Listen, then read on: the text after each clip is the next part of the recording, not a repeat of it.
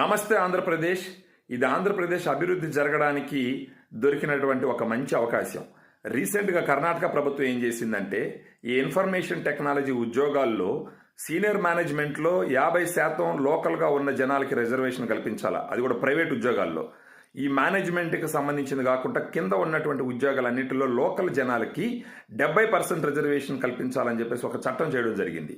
ఇది చేసిన వెంటనే తమిళనాడుకు సంబంధించిన ఒక అతను స్టార్టప్, అంటే 10 సంవత్సరాల క్రితం కంపెనీ స్టార్ట్ చేసి డెవలప్ అవుతున్నటువంటి ఒక అతను కంపెనీ తీసుకొని చెన్నైకి వెళ్ళిపోవడం జరుగుతుంది. అది కాకుండా హైదరాబాద్ నుంచి, పూణే నుంచి చాలా కాంపిటీషన్ ఉంది బెంగళూరుకి. ఈ సమయంలో మన ప్రభుత్వం ఒక మంచి నిర్ణయం తీసుకొని అక్కడ ఉన్నటువంటి టాలెంట్ని ఇక్కడికి అట్రాక్ట్ చేస్తూ ఇక్కడికి ఐటీ కంపెనీలు తీసుకొస్తూ ఈ రూల్స్లో కొంచెం ఫ్లెక్సిబిలిటీ ఇస్తే ఖచ్చితంగా ఐటీ ఉద్యోగాలు మన రాష్ట్రానికి వచ్చే అవకాశాలు ఎక్కువ ఉన్నాయి. గవర్నమెంట్ దీని గురించి ఆలోచించాలి. మీరు దీన్ని సబ్స్క్రైబ్ చేయండి, మీ కామెంట్స్ని మెన్షన్ చేయండి. Thank you.